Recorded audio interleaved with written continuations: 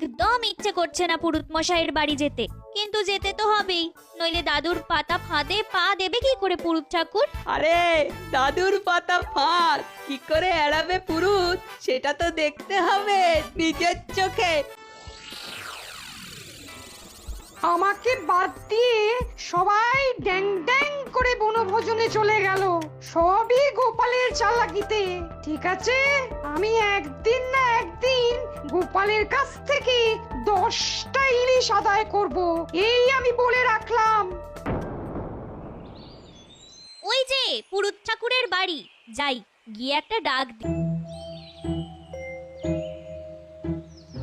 পুরোহিত মশাই, ও পুরোহিত মশাই, আমরা আপনাকে খাবার দিতে এসেছি।